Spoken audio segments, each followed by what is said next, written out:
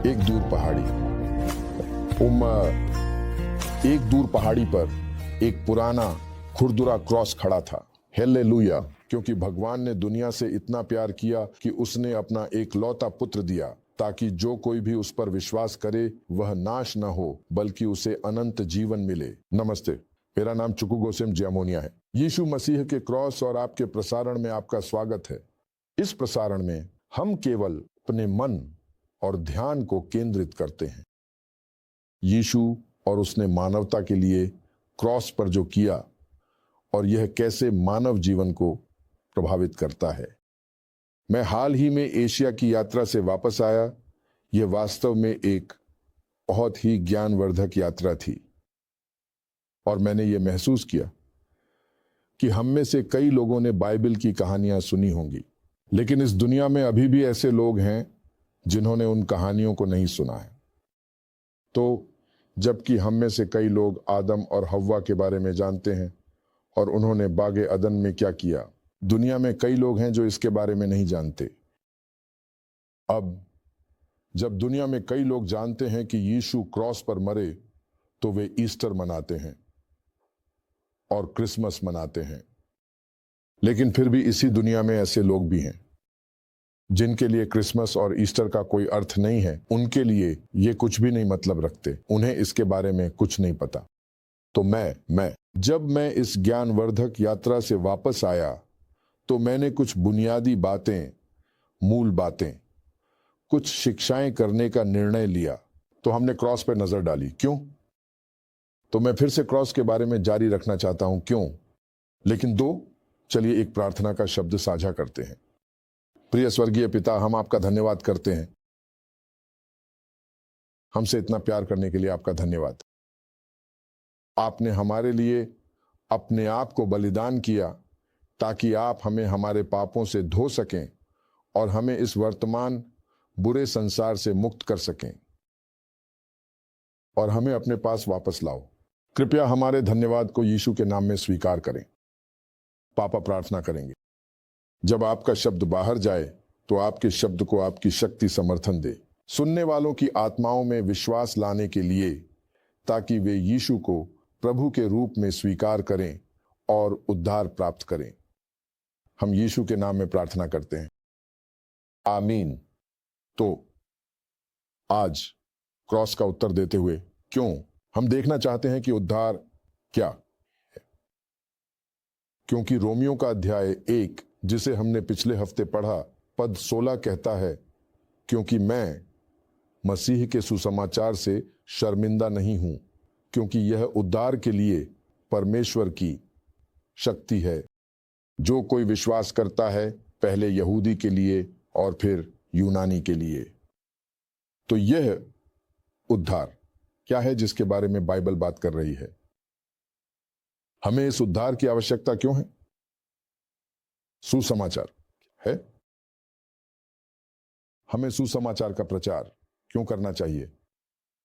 ये कुछ बातें हैं जिन पर हम ध्यान देना चाहते हैं।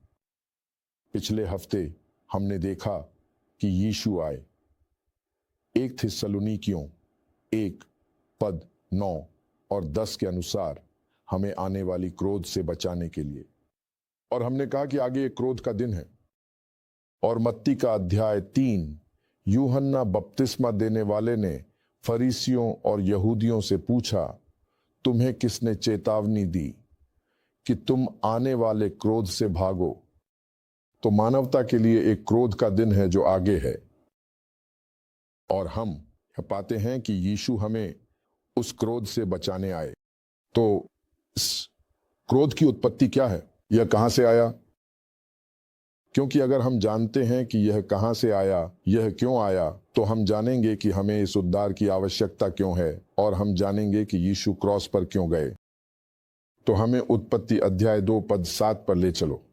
ईश्वर मनुष्य को पृथ्वी की मिट्टी से बनाया और भगवान ने मनुष्य में जीवन की सांस फूंकी और मनुष्य एक जीवित आत्मा बन गया। उत्पत्ति का अध्याय 2 पद 7 हमें बताता है कि भगवान ने मनुष्य को कैसे बनाया और आकार दिया। उसने मनुष्य को अपनी ही छवि में बनाया। ईश्वर की छवि क्या है?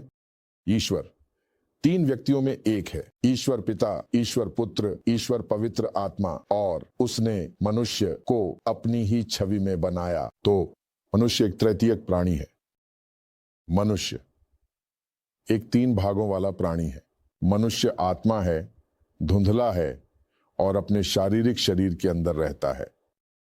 तो जब आप मेरे शारीरिक शरीर को देखते हैं और मेरे चेहरे को देखते हैं तो आप यह कहने के लिए प्रेरित होंगे कि चुकू गोसेम ऐसा दिखता है, लेकिन नहीं, आप गलत हैं। यह चीज जो आप देख रहे हैं और आप कहते हैं यह वही है जो मैं दिखता हूं, ये वास्तव में वह खोल है, वह सूट है जो मैंने पहना है, जो मेरा असली व्यक्ति है।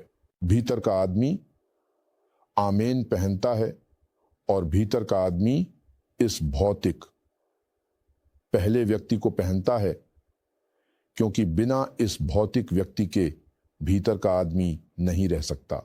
धरती पर जीवित नहीं रह सकते, इस भौतिक स्थान पर जीवित नहीं रह सकते, आप इस दुनिया में निवास नहीं कर सकते, आप इस भौतिक दुनिया में एक आत्मा के रूप में निवास नहीं कर सकते।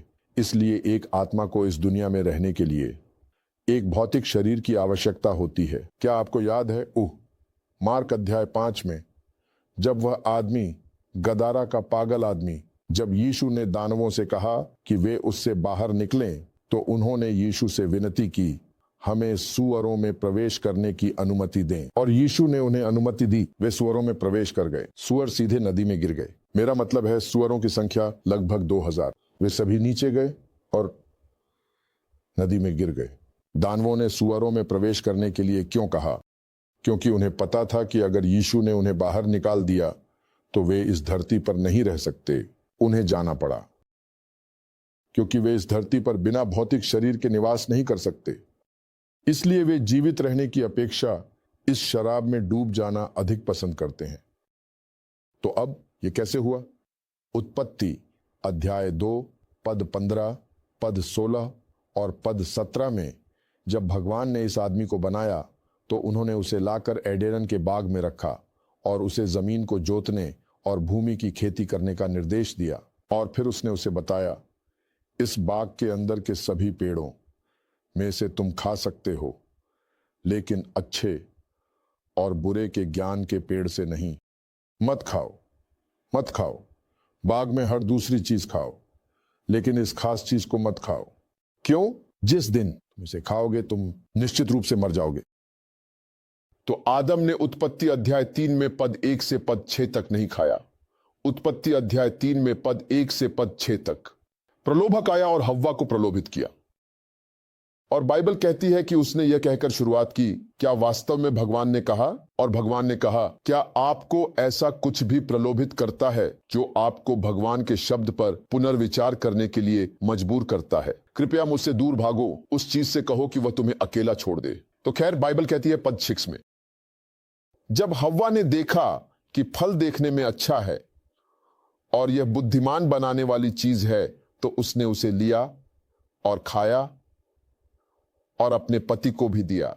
यह वही सरल चीज है जो उन्होंने की। कैसे? यह कितना सरल हो सकता है? बहुत सरल। भगवान ने कहा इस फल को मत खाओ, उन्होंने फल लिया, उन्होंने उसे खाया।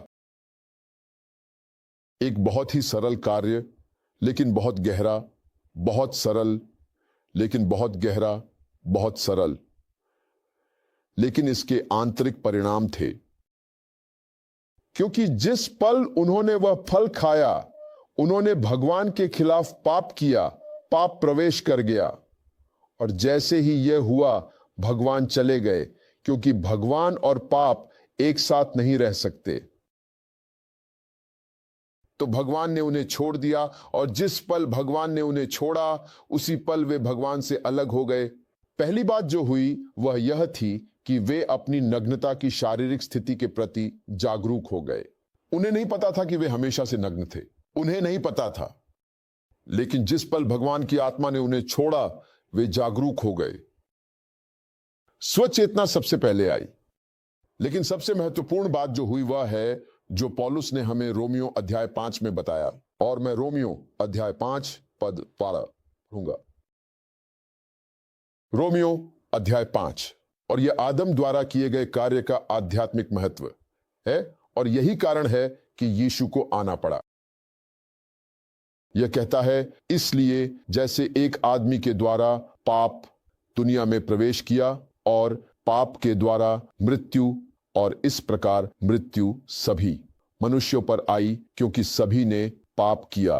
क्या तुम ये देख रहे हो? आदम को यह नहीं पता था जब भगवान ने कहा तुम निश्चित रूप से मरोगे, उसे नहीं पता था कि जो पाप उसने किया उसका एक साथी है। यह उनके साथ हर जगह जाता है जहां वे जाते हैं, जैसे आपकी छाया का साथी है। यह आपके साथ हर जगह जाता है जहां आप जाते हैं। जहां भी आप प्रवेश करते हैं आपकी छाया प्रवेश करती है। कोई भी आपको आपकी छाया से अलग नहीं कर सकता। उसी तरह कुछ भी पाप को मृत्यु से या मृत्यु को पाप से अलग नहीं कर सकता। वे दोनों एक दूसरे के साथ जुड़े हुए थे, एक दूसरे के साथ बंधे हुए थे। तो जैसे ही आदम पाप किया, बाइबल कहती है पाप। जब हम आखिरी बार इसके बारे में यहां बात कर रहे थे, हमने कहा अगर आप इस जगह को आध्यात्मिक आयाम के बाहर की दुनिया के रूप में कल्पना करें तो यह भौतिक दुनिया आध्यात्मिक स्थान में अंतरिक्ष में लटकी हुई है। तो लेकिन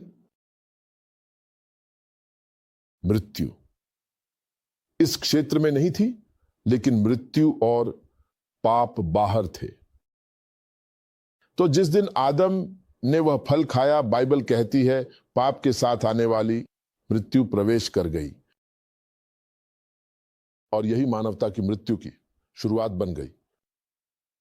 हम कभी नहीं मरते, हम हमेशा के लिए जीवित रहते। जब वह स्वभाव हमसे हटा दिया गया तो हमने गिरते हुए मानव का स्वभाव ग्रहण कर लिया।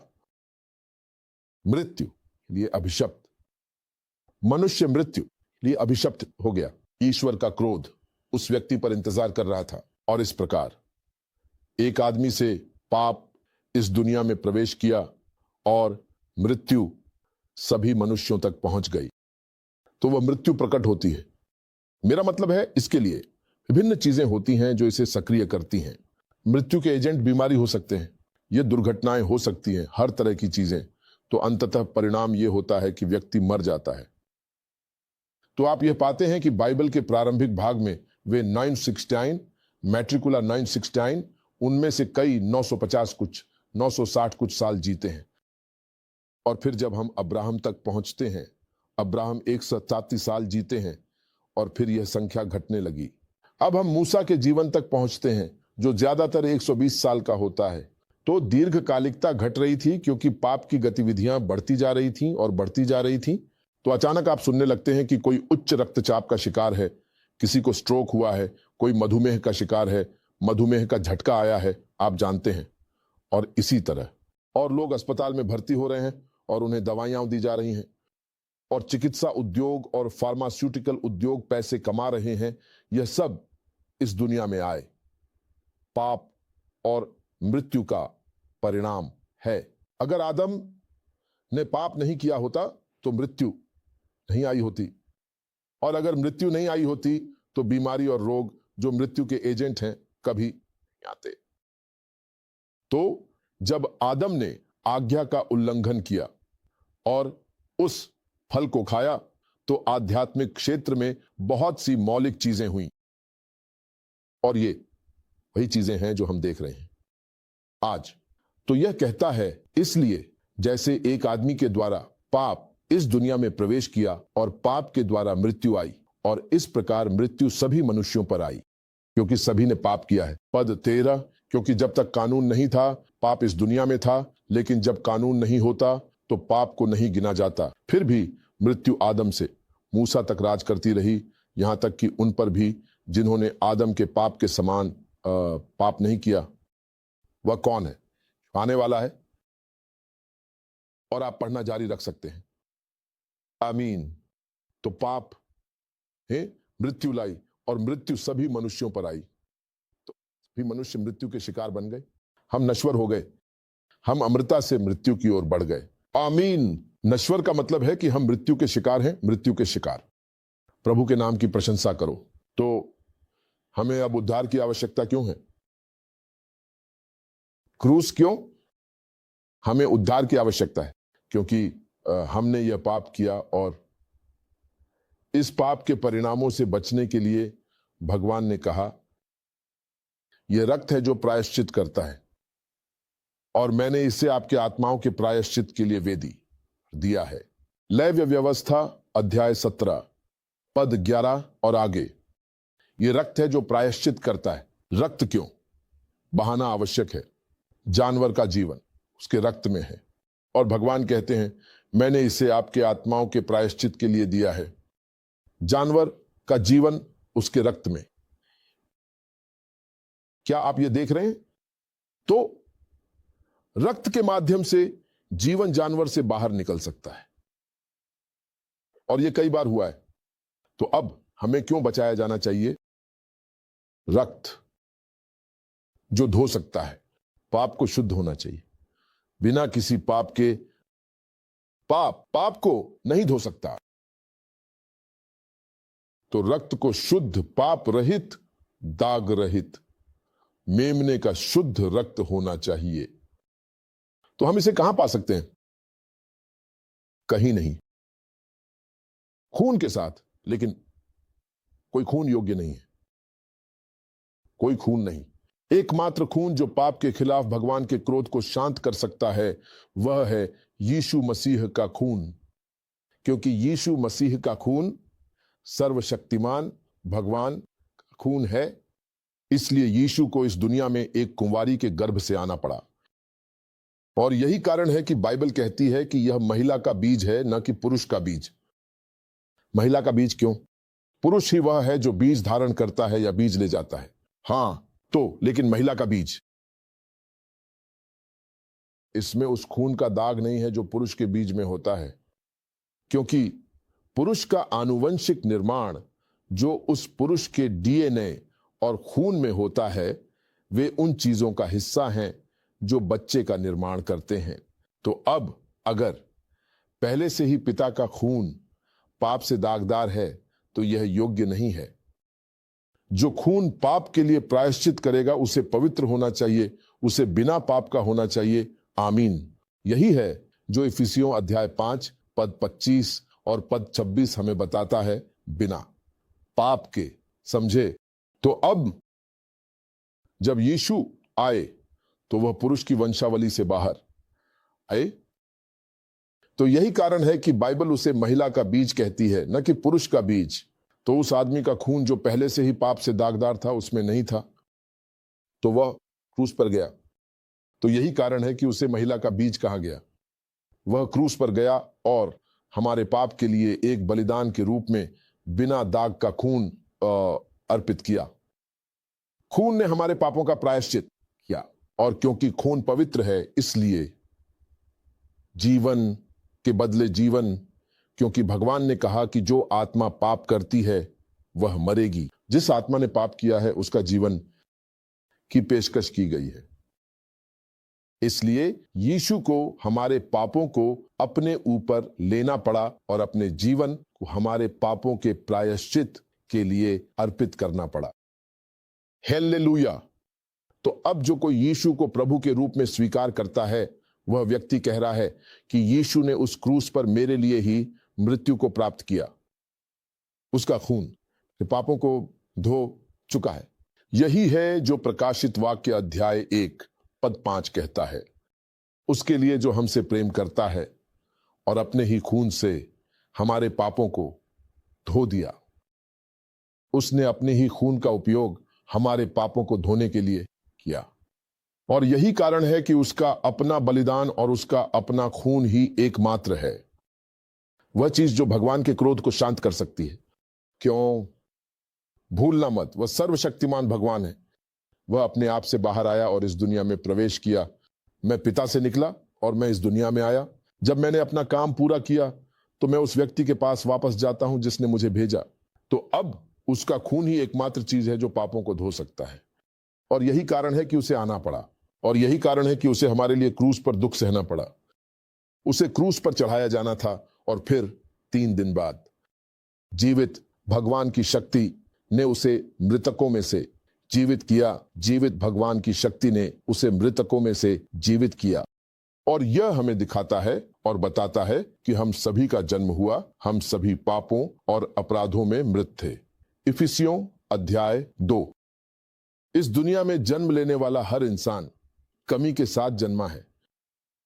हम जन्म लेते हैं, हम जन्म से ही लंगड़े होते हैं, हम जन्म से ही अपंग होते हैं, और यह कमी, यह लंगड़ापन ही पाप है। उस स्थिति में हम भगवान को प्रसन्न नहीं कर सकते। उस स्थिति में हम पिता की उपस्थिति में नहीं आ सकते। हमारा भगवान के साथ कोई संबंध नहीं है। लेकिन उस पर जब यीशु ने हमारे पापों को अपने ऊपर लिया और उसने यूहन्ना अध्याय 19 पद 30 में कहा, यह पूरा हुआ।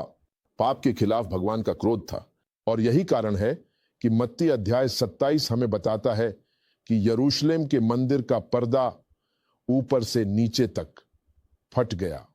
यह फट गया, यह क्यों महत्वपूर्ण है?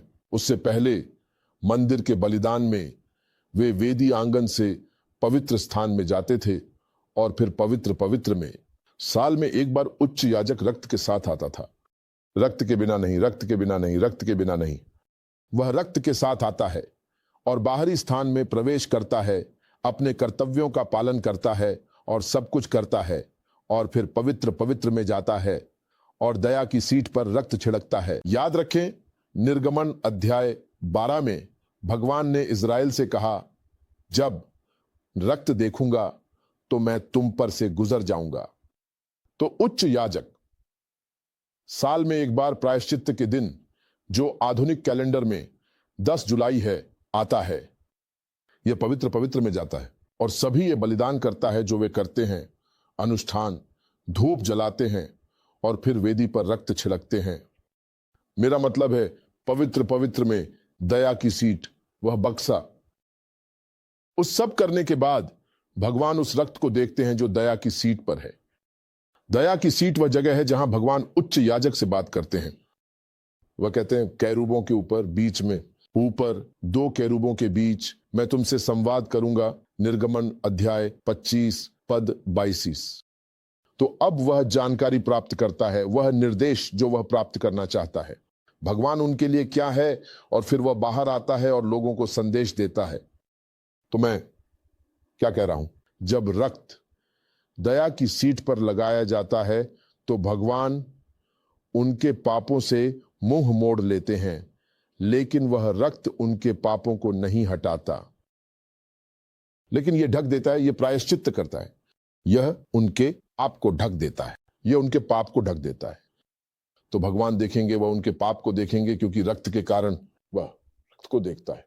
यह भगवान को याद दिला रहा था कि यीशु क्या करने वाले थे। तो क्रूस पर जब यीशु ने कहा यह पूरा हुआ और हमारे पापों को अपने ऊपर लेकर कब्र में गए, तो पाप चला गया, पाप पूरी तरह से चला गया, और इसके साथ ही यह भगवान का क्रोध भी ले गया। इसलिए वह पाप जो हमें पिता से अलग करता था, हटा दिया गया। जैसा कि हमने कहा, यही वजह है कि पर्दा ऊपर से नीचे तक फट गया। तो अब यह ना भूलें कि यह यीशु के माध्यम से, उस बलिदान के माध्यम से जो उन्होंने किया क्रूस पर जाकर, और पवित्र आत्मा की शक्ति से था। तो अब अगर हम रोमियो अध्याय 5 पद 14 को पढ़ें, फिर भी मृत्यु आदम से मूसा तक राज करती रही, यहां तक कि उन पर भी जिन्होंने आदम के अपराध के समान पाप नहीं किया। वह कौन है जो आने वाला है? पद 15, लेकिन ऑफेंस की तरह नहीं, बल्कि एक मुफ्त उपहार की तरह है, क्योंकि यदि एक के अपराध के माध्यम से कई मर गए, ईश्वर की कृपा और उपहार जो एक व्यक्ति के द्वारा है, उससे कहीं अधिक यीशु मसीह ने कई लोगों के लिए प्रचुरता से दिया, और यह एक कि पाप के द्वारा नहीं था। तो यह उपहार न्याय के लिए है, क्योंकि न्याय एक के द्वारा दोषी ठहराने के लिए था, लेकिन मुफ्त उपहार कई अपराधों के लिए न्याय के लिए है। इसलिए मुफ्त उपहार सभी दोषों को ढक देता है। मीन तो पद 17 कहता है कि यदि एक आदमी के अपराध के द्वारा मृत्यु एक पर राज करती है, तो और भी अधिक जो लोग कृपा की प्रचुरता और धार्मिकता के उपहार को प्राप्त करते हैं, वे जीवन में एक यीशु मसीह के द्वारा राज करेंगे। इसलिए जैसे एक के अपराध के द्वारा सभी मनुष्यों पर न्याय आया, जो कि दोषी ठहराने के लिए था, इसी तरह एक की धार्मिकता के द्वारा मुफ्त उपहार सभी मनुष्यों पर जीवन के न्याय के लिए आया। हालेलुया। तो इसका मतलब यह है कि आदम के माध्यम से पाप और मृत्यु आई, लेकिन यीशु मसीह के माध्यम से धार्मिकता और न्याय आया। तो अगर आप यीशु को अपने प्रभु के रूप में स्वीकार करते हैं तो आप पाप की माफी, क्षमा को प्राप्त कर रहे हैं, क्योंकि यीशु ने उस पाप की सजा भुगती है और आपको से फिर से सहन करने नहीं है। बहुत दिलचस्प लेकिन बहुत सच। ये वही है जो भगवान ने हमारे लिए किया, क्योंकि भगवान ने दुनिया से इतना प्यार किया कि उन्होंने अपने इकलौते पुत्र को पूरी दुनिया के लिए दिया, ताकि जो कोई भी उस पर विश्वास करे वह नाश न हो, लेकिन तुम्हारे पास अनंत जीवन है। हमारे पास समय कम है और मैं आपके लिए प्रार्थना करना चाहता हूं, अगर आप वहां हैं और आपने आज जो सुना है उसे सुना है और पवित्र आत्मा ने आपको छुआ है, आपको अपनी जिंदगी यीशु को समर्पित करनी होगी, ताकि यीशु उस चीज को हटा सके जिसके साथ आप पैदा हुए थे और आपको अपनी खुद की प्रकृति दे सके। मैं आपके लिए प्रार्थना करना चाहता हूं। अगर आप अपनी दाहिनी हाथ को अपने सीने पर रखते हैं तो इसका क्या महत्व है? इसका मतलब है, प्रभु मैं ये अपने दिल से कह रहा हूं, मैं ये अपने पूरे दिल से कह रहा हूं। यही इसका मतलब है। कुछ नहीं प्रभु, कुछ भी नहीं है। तो आप बस अपनी दाहिनी हाथ को अपने सीने पर ऐसे रखना चाहते हैं और मेरे बाद कहना चाहते हैं, प्रिय स्वर्गीय पिता, मैं जानता हूं कि मैं एक पापी हूं और मैं अपने पाप से खुद को नहीं बचा सकता, लेकिन क्योंकि आप मुझसे प्यार करते हैं, आपने यीशु मसीह अपने पुत्र को मेरे पापों के लिए क्रूस पर मरने के लिए भेजा और 3 दिनों के बाद आपने उसे मृतकों में से जीवित किया। प्रभु यीशु, मेरी जिंदगी में आओ, मेरे प्रभु, मेरे उद्धारक बनो, मेरे पापों को अपने रक्त से धो दो और आज मुझे भगवान का बच्चा बना दो, क्योंकि अभी मैं अपने दिल से विश्वास करता हूं प्रभु यीशु पर, मैं अपने मुंह से स्वीकार करता हूं कि भगवान ने उसे मृतकों में से जीवित किया, मैं फिर से जन्मा हूं। धन्यवाद यीशु मुझे बचाने के लिए, आमीन। मैं करना चाहता हूं। आपको इस महान निर्णय के लिए बधाई जो आपने लिया है, लेकिन कृपया यहां मत रुकिए, उस निर्णय पर मत रुकिए, एक कदम आगे बढ़िए। आप जहां रहते हैं वहां के किसी भी बाइबल मानने वाले चर्च में जाइए, पादरी से मिलें और पादरी को बताएं कि आपने पापियों की प्रार्थना की है और आप पानी में बहते हुए बपतिस्मा लेना चाहते हैं। यीशु ने मार्क अध्याय 16 पद 16 में कहा, जो उस पर विश्वास करेगा और बपतिस्मा लेगा वह उद्धार पाएगा। और फिर आकर हमारे इस धर्मयुद्ध में शामिल हो जाइए। हमारा धर्मयुद्ध क्या है? हम चाहते हैं कि पूरी दुनिया पहले यीशु मसीह के बारे में जाने और फिर मानवता के लिए उन्होंने क्रूस पर क्या किया। और हम चाहते हैं कि यह ज्ञान इस पूरे संसार में फैल जाए जैसे जल समुद्र को ढकता है। और आपका खुद का हिस्सा क्या है? इसमें आपका खुद का हिस्सा है ब्रेक। जब आप हमसे इस प्रसारण के बारे में जानकारी प्राप्त करें तो इसे अपने सभी दोस्तों के साथ साझा करें, उन्हें देखने के लिए कहें। कृपया हमें फेसबुक पर लाइक करें और हमारे यूट्यूब चैनल को मुफ्त में सब्सक्राइब करें, ताकि जब हम ऑन एयर हों तो आपको सूचना मिल सके। और अगर यीशु अगले हफ्ते इस समय तक वापस नहीं आए तो हम फिर से लौटेंगे, ताकि हम जो देख रहे हैं उसका आगे का हिस्सा जारी रख सकें। और मैं प्रार्थना करता हूं कि आपके सभी प्रियजन इस उद्धार को जानें, यीशु को प्रभु और उद्धारकर्ता के रूप में स्वीकार करें, ताकि आपकी खुशी पूरी हो सके। और अगर यीशु अगले हफ्ते इस समय तक वापस नहीं आए तो हम फिर से लौटेंगे, ताकि यह देख सकें कि यीशु को क्रूस पर क्यों जाना पड़ा। तब तक हम आपसे प्यार करते हैं, ईश्वर आपसे प्यार करते हैं, यीशु आपसे प्यार करते हैं। ईश्वर आपका भला करे। अलविदा। एक बहुत दूर पहाड़ी पर एक पुराना, खुरदुरा और विशाल क्रॉस खड़ा था।